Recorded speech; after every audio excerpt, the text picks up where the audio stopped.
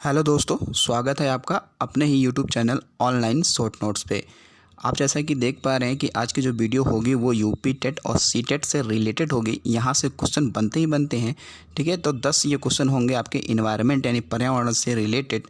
तो आप इस वीडियो को अंत तक देखिएगा, आपको बहुत अच्छे से नॉलेज होने वाला है। तो आइए चलते हैं आज के पहले क्वेश्चन की तरफ।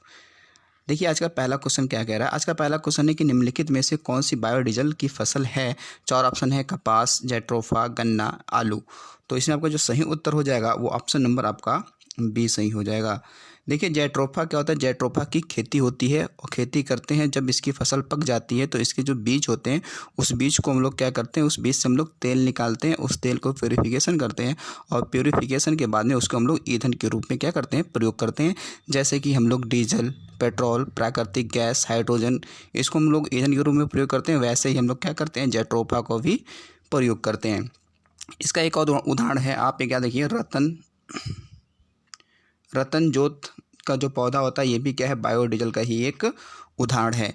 दूसरी बात एक और याद रखिएगा कि सबसे पहले से पूछा जाए कि सबसे पहले बायोडीजल का प्लांट यानी कि संयंत्र कहाँ लगा, तो आपको याद होना चाहिए कि सबसे पहले ये लगा था आपका काकीनाडा,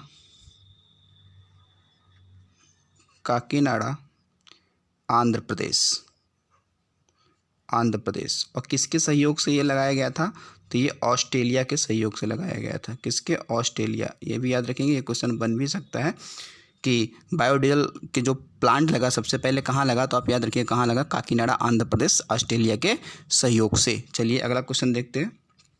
अगला क्वेश्चन कह रहा है कि पर्यावरण संरक्षण अधिनियम किस वर्ष पारित हुआ। चार ऑप्शन है आपके 1982, 1986, 1992 या 1996। तो इसमें जो आपका सही आंसर हो जाएगा वो ऑप्शन नंबर आपका बी सही हो जाएगा, 1996। देखिए पर्यावरण को बचाने के लिए एक अधिनियम पारित किया गया था। वो अधिनियम को क्या कहलाया, तो ये पर्यावरण संरक्षण अधिनियम 1986 कहलाया। और ये अधिनियम किसके द्वारा पारित किया गया, तो ये संसद के द्वारा पारित किया गया। किसके द्वारा, संसद के द्वारा। इसके साथ साथ में एक और अधिनियम आप याद रख सकते हैं। एक अधिनियम है वन्य जीव अधिनियम।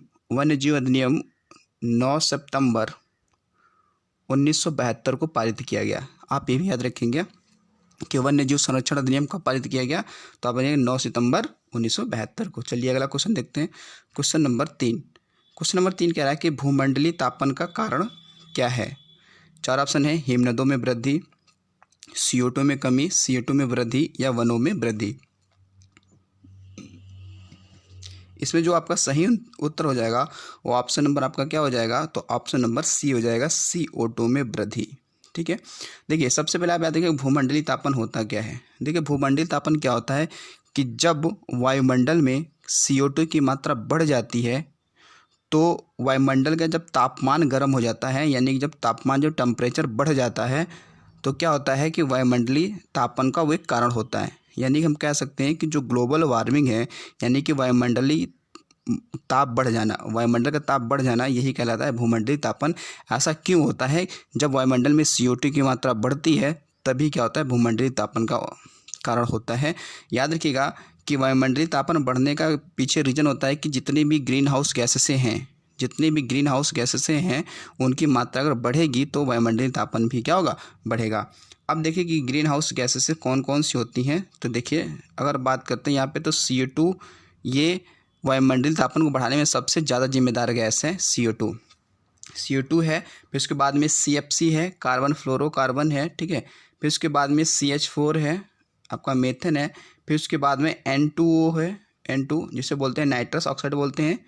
फिर उसके बाद में आपका बोल सकते हैं HCF है, HCF हाइड्रोक्लोरोकार्बन है, ठीक है। फिर SF6 है जिसे आप बोलते हैं क्या, सल्फर हेक्साफ्लोराइड। ठीक, तो ये कुछ हमारी गैसें। साथ साथ में जलवाष्प भी आप याद रखेंगे, जलवाष्प भी है और जलवाष्प के साथ साथ में O3 भी है, ठीक है, O3। तो ये आपकी जो गैसें, ये ग्रीन हाउस गैसेस हैं जो वायुमंडलीय तापन को बढ़ाने के लिए क्या होती हैं, जिम्मेदार होती हैं। आपको पता होगा कि अगर ये क्या है, ये हमारी पृथ्वी है, तो इस पृथ्वी के ऊपर कई सारी लेयरें हैं। क्या है, कई सारी लेयरें हैं, ठीक। जिसे इसे हम लोग बोलते हैं क्या, सबसे जो पृथ्वी के पास वाली होती है उसे बोलते हैं क्या, ट्रोपोस्फीयर, क्षोभ मंडल।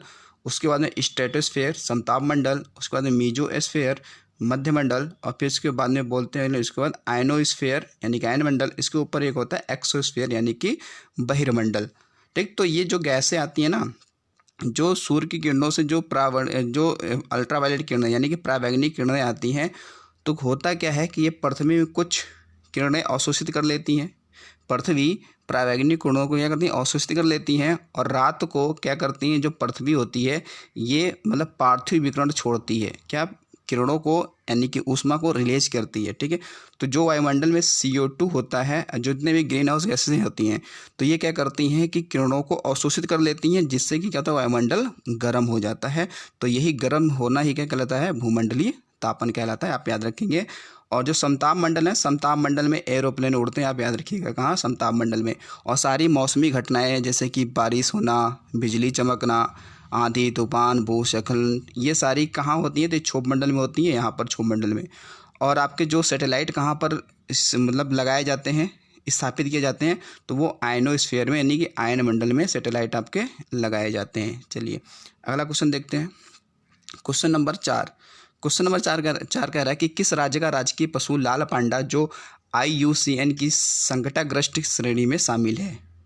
4 ऑप्शन है असम, मणिपुर, नागालैंड, सिक्किम। जो इसमें सही उत्तर हो जाएगा वो ऑप्शन नंबर आपका डी सही हो जाएगा, सिक्किम। सिक्किम का जो राजकीय पशु है, ठीक है, वो क्या है, लाल पांडा है। क्या है, लाल पांडा है। आप याद रखेंगे कि जबकि लाल पांडा मूल रूप से किस देश का ये जानवर है, तो याद रखेंगे ये किस देश का जानवर है, तो ये चीन का है। क्या है, ये चीन का जानवर है। जब IUCN ने एक रिपोर्ट जारी की थी 2008 में, तो उसमें ये बताया गया था कि जो लाल पांडा है यानी कि रेड पांडा है, इसको लुप्त प्राय श्रेणी में शामिल कर दिया गया है, यानी कि ये अभी लुप्त हो चुका है। ठीक है, ये क्या है, ये लुप्त हो चुका है। इसकी ज़्यादातर जो संख्या मिलती थी वो पूर्वोत्तर भारत में, जैसे मणिपुर हो गया, आपका असम हो गया, सिक्किम हो गया, या चाइना वाला क्षेत्र हो गया, तो यहाँ पर इनकी जनसंख्या काफ़ी थी। लेकिन अब ये क्या हो चुके हैं, लुप्त हो चुके हैं। तो याद रखिएगा ये कहाँ, सिक्किम का राजकीय पशु था। अब देखिए यहाँ पे अब बात करते हैं कि IUCN इसका फुल फॉर्म क्या होता है। इसका फुल फॉर्म देखिए होता है international union for conservation of nature. क्या होता है, international union for conservation of nature. इसकी स्थापना जो हुई थी वो 5 अक्टूबर 1948 की हुई थी। कब हुई थी, 1948 की हुई थी। मुख्यालय इसका कहाँ है, यानी कि जो इसका हेड क्वार्टर है, हेड क्वार्टर इसका क्या है, ग्लाड। कहाँ पर इसका, ग्लाड, स्विट्जरलैंड। कहाँ है, स्विट्जरलैंड में है इसका मुख्यालय। और एक चीज़ और याद रखिएगा कि जो रेड डाटा बुक होती है वो कौन जारी करता है, तो IUCN करती है। कौन सी बुक, रेड डाटा बुक कौन जारी करता है, तो IUCN जारी करती है। इसमें क्या होता है, जितने भी विश्व के संकटग्रस्त जानवर होते हैं, पशु पक्षी होते हैं, उनके इनमें मेंशन किया होता है। और IUCN के बारे में याद रखिएगा कि ये जो IUCN है ये क्या है, विश्व का सबसे पुराना और क्या है, बड़ा, क्या है, सबसे पुराना और सबसे बड़ा क्या है, पर्यावरण नेटवर्क है, जो पर्यावरण के क्षेत्र में क्या करता है, काम करता है। चलिए अगला क्वेश्चन देखते हैं। क्वेश्चन नंबर है कि ग्रीन मफलर संबंधित है। 4 ऑप्शन है ध्वनि प्रदूषण, वायु प्रदूषण, मृदा प्रदूषण या जल प्रदूषण। तो इसमें आपका जो सही उत्तर हो जाएगा ऑप्शन नंबर आपका क्या हो जाएगा, ए हो जाएगा, ध्वनि प्रदूषण। देखिए ग्रीन मफलर का मतलब क्या होता है। ग्रीन मफलर ये नहीं, आप जाड़े वाले नहीं, आप समझिएगा। ये ग्रीन मफलर क्या होता है, देखिए कि जहाँ कहीं मान लो इंडस्ट्रियल एरिया है, यानी कहीं उद्योग वाला एरिया है, या फिर कहीं ऐसा क्षेत्र है जहाँ पर ध्वनि प्रदूषण काफ़ी मतलब ज़्यादा हो रहा हो, वहाँ पे ध्वनि का क्रिएशन ज़्यादा हो रहा हो। या जैसे मान लीजिए कि ये क्या है, एक इंडस्ट्री वाला एरिया है, यहाँ पे बहुत सारे क्या लगे हैं, उद्योग लगे हुए हैं। ठीक, तो यहाँ पे अब ध्वनि प्रदूषण ज़्यादा हो रहा है। इसके लिए अब ध्वनि प्रदूषण को कम कैसे किया जाएगा, उसके लिए एक पद्धति होती है ग्रीन मफलर। इसमें क्या होता है कि इसके चारों ओर या इसके आसपास में क्या किया जाएगा कि ऐसे पेड़ लगाए जाएंगे जिनकी पत्तियाँ क्या हो, चौड़ी हों। तो अगर उन पौधों को अगर हम लगाते हैं, पेड़ों को लगाते हैं उसके आसपास में, तो जो उनकी पत्तियां होती हैं वो ध्वनि को क्या कर लेती हैं, अवशोषित कर लेती हैं। और जैसे ही अवशोषित करेंगी वहाँ पे ध्वनि प्रदूषण कम होना शुरू हो जाएगा। या तो फिर जैसे आप देखते हैं कि जैसे ये हाईवे है, हाईवे पे भाई गाड़ी बसें चलती रहती हैं, तो इसमें भी क्या होता है, उनकी हॉर्न से या उनके इंजन से बहुत सारे आवाज़ होते हैं, तो भी एक ध्वनि प्रदूषण का क्या है, कारण ही है। तो इसीलिए हाईवे के किनारे इसीलिए क्या लगाए जाते हैं, पेड़ पौधे लगाए जाते हैं ताकि जो ध्वनि प्रदूषण हो रहा है तो पौधों द्वारा, उनकी पत्तियों द्वारा उनको अवशोषित कर लिया जाए ताकि ध्वनि प्रदूषण कम हो। तो याद रखेंगे कि ग्रीन मफलर किससे संबंधित है, तो ध्वनि प्रदूषण से। चलिए अगला क्वेश्चन देखते हैं। क्वेश्चन नंबर 6 कह रहा है कि 16 सितंबर को ओजोन दिवस मनाया जाता है, यह किस प्रोटोकॉल का परिणाम है। ए कह रहा है क्योटो प्रोटोकॉल, बी कह रहा है मॉन्ट्रियल प्रोटोकॉल, सी कह रहा है वियना कन्वेंशन, या डी कह रहा है किगाली कन्वेंशन। यहाँ आप सही कर लेंगे, ये वियना है और एक किगाली है। तो इसमें जो सही उत्तर हो जाएगा आपका ऑप्शन नंबर क्या हो जाएगा, बी हो जाएगा, क्या, मॉन्ट्रियल प्रोटोकॉल। देखिए वो अगर बात करें कि ओजोन दिवस मनाया कब जाता है तो 16 सितंबर को मनाया जाता है। इसके पीछे रीजन क्या है, किस समझौते में ये निर्णय लिया गया कि ओजोन दिवस मनाया जाएगा, तो निर्णय लिया गया क्या, मॉन्ट्रियल प्रोटोकॉल में। अब ये मॉन्ट्रियल प्रोटोकॉल कब हुआ, तो ये हुआ 16 सितंबर 1987 को। और ये कहाँ हुआ, तो ये मॉन्ट्रियल कनाडा, मॉन्ट्रियल कनाडा, ये मॉन्ट्रियल कहाँ पड़ता है, कनाडा में पड़ता है। तो इसी दिन से मनाना शुरू किया गया था ओजोन दिवस। ठीक है, याद रखिएगा। आपसे क्वेश्चन ये भी पूछ सकता है कि बताइए मॉन्ट्रियल प्रोटोकॉल किससे संबंधित है, तो आप बता सकते हैं क्या, ओजोन। ठीक है, ओजोन, जो ओजोन की मात्रा है या ओजोन की परत जो है उसको कम करने के लिए, ठीक है, ताकि उसमें क्या हो, कम से कम क्या हो, उसका क्षरण हो। ठीक है, ओजोन। अब दूसरी बात देखिए, वियना और किगाली, ये भी क्या है, ये भी ओजोन परत से ही संबंधित हैं। ठीक है, ये तीनों क्या हैं, Montreal protocol, Vienna convention, Kigali convention, ये तीनों क्या है, ओजोन परत के संरक्षण से संबंधित है। यहाँ याद रखिएगा किससे संबंधित है, ओजोन परत के संरक्षण से। और जबकि क्योटो प्रोटोकॉल ये आई थिंक ये CO2 की वायुमंडल में कमी से संबंधित है, इसे आप याद रखेंगे। डॉप्सन जो होता है, डॉप्सन वो ओजोन परत की मापने की इकाई होती है, क्या, डॉप्सन। डॉप्सन याद रखिएगा कि ओजोन परत की नापने की क्या होती है, इकाई होती है। और ओजोन परत आपको किस वाली लेयर में मिलेगा, तो आपको किस में मिलेगा, स्ट्रेटोस्फीयर, स्ट्रेटोस्फीयर में मिलेगा आपको, यानी कि समताप मंडल में। कहाँ मिलेगा, समताप मंडल में मिलेगा ये। ठीक है, चलिए अगला क्वेश्चन देखिए। अगला क्वेश्चन है कि किस खाद्य श्रृंखला में शाकाहारी होते हैं, किस खाद्य श्रृंखला में शाकाहारी होते हैं, तो प्राथमिक उत्पादक, प्राथमिक उपभोक्ता, या द्वितीयक उपभोक्ता, या अपघटनकर्ता। तो इसमें जो सही आंसर हो जाएगा ऑप्शन नंबर आपका क्या हो जाएगा, ऑप्शन नंबर बी हो जाएगा। ठीक है, जो प्राथमिक उपभोक्ता होते हैं ना, वो क्या होते हैं, शाकाहारी होते हैं। जो प्राथमिक उत्पादक होते हैं, तो ये हरे जो पेड़ पौधे होते हैं, हरे पेड़ पौधे, ये क्या है, प्राथमिक उत्पादक हैं। और प्राथमिक उपभोक्ता क्या होते हैं, जो इनको खाते हैं, हरे पेड़ पौधों को खाते हैं, वो प्राथमिक उपभोक्ता हो जाते हैं। जैसे कि आपके क्या हो गए, यहाँ पे हम लिख सकते हैं, जैसे कि बकरी है, हिरण है, खरगोश है, तो ये हमारे क्या हो गए, तो ये हमारे प्राथमिक उपभोक्ता हो गए। और जबकि द्वितीयक उपभोक्ता क्या होते हैं, जो इनको खाते हैं, नहीं, प्राथमिक उपभोक्ता को खाते हैं, नहीं, जैसे कि आपके क्या हो गए, भेड़िया हो गया, शेर हो गया, ठीक है, लोमड़ी, इस तरीके से। अपघटनकर्ता क्या होते हैं, ठीक है, अपघटनकर्ता क्या होते हैं, जो अपघटन कर देते हैं, क्या, अपघटन कर देते हैं, यानी कि आपने देखा हो जैसे कि जीवाणु हो गए और आपके विषाणु हो गए, तो ये सारे क्या अपघटनकर्ता ही होते हैं। चलिए अगला क्वेश्चन देखते हैं। क्वेश्चन नंबर 8 नंबर है कि कह रहा है कि निम्न में से कौन सा सहजीविता का उदाहरण है। Option A lichen, option B शैवाल, सी कवक, डी नील हरे शैवाल। तो इसमें जो सही आंसर हो जाएगा ऑप्शन नंबर आपका ए सही हो जाएगा, लाइकेन। देखिए लाइकेन दो चीज़ों से मिलकर बना होता है, एक तो क्या होता है इसमें शैवाल, और दूसरा क्या होता है कवक, क्या, कवक। अब देखिए सहजीविता क्या होता है, सहजीविता का मतलब सिम्बायोटिक रिलेशन जिसे बोलते हैं, क्या, सिम्बायोटिक रिलेशन। सहजीविता का मतलब होता है कि जब दोनों जातियां एक दूसरे को लाभ पहुंचाएं, ठीक है, क्या, दोनों जातियां एक दूसरे को लाभ पहुंचाएं बिना हानि के, तो वो संबंध कैसे कहलाता है, तो वो सहजीविता संबंध कहलाता है। तो यहाँ देखिए जो शैवाल है और जो कवक है, ये दोनों एक दूसरे को लाभ पहुंचाते हैं बिना हानि के, तो इनका जो संबंध होता है इन दोनों के बीच में, वो कैसा होता है, सहजीविता का। देखिए शैवाल हरे भरे होते हैं, तो ये खाना बनाते हैं, यानी कि भोजन बनाते हैं, ठीक है, सूर्य की मदद से।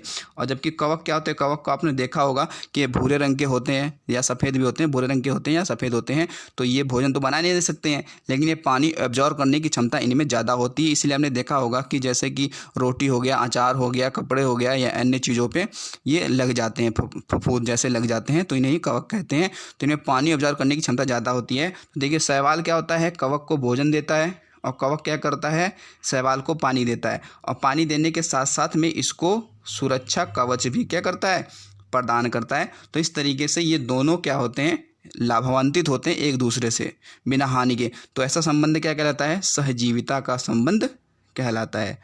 चलिए अगला क्वेश्चन देखते हैं। क्वेश्चन नंबर 9, वायुमंडल, जलमंडल, स्थलमंडल के मिलन बिंदु को क्या कहते हैं। ऑप्शन 4 है आपके, बाह्यमंडल, जीवमंडल, आंतरिक मंडल, ए और सी दोनों। तो इसमें सही उत्तर हो जाएगा आपका ऑप्शन नंबर बी हो जाएगा। देखिए अगर हम मान लें ये वायुमंडल है, ये जलमंडल है और ये स्थलमंडल है, तो इसमें देखिए क्या होता है कि इसमें अगर इन तीनों के मिलन बिंदु को, यहाँ तीनों बिंदु कहाँ काट रही हैं, तो ये यहाँ पे काट रही हैं। कौन सा पॉइंट, ये वाला। तो ये जो बिंदु होगा ये क्या होगा, ये आपका जीव मंडल होगा। जीव मंडल, जहाँ पर जीव को मतलब कि जीने की जो अनुकूलतम दशाएं मिलती हैं वही क्या होती है, जीव मंडल कहलाता है। ठीक है, चलिए अगला क्वेश्चन देखते हैं। क्वेश्चन नंबर आपका 10 और ये अंतिम होगा। ये इसमें कह रहा है कि पर्यावरण यानी कि इन्वायरमेंट, जो इन्वायरमेंट शब्द है ना, इन्वायरमेंट, ये किस भाषा से लिया गया है। ऑप्शन 4 है ग्रीक, बी लैटिन, सी रोमन या फ्रांस। तो इसमें जो सही आंसर हो जाएगा ऑप्शन नंबर आपका क्या हो जाएगा, डी सही हो जाएगा। क्या, डी। देखिए जो इन्वायरमेंट शब्द है, इन्वायरमेंट, ये फ्रांस का एक शब्द है जिसे बोलते हैं इन्वायरनर।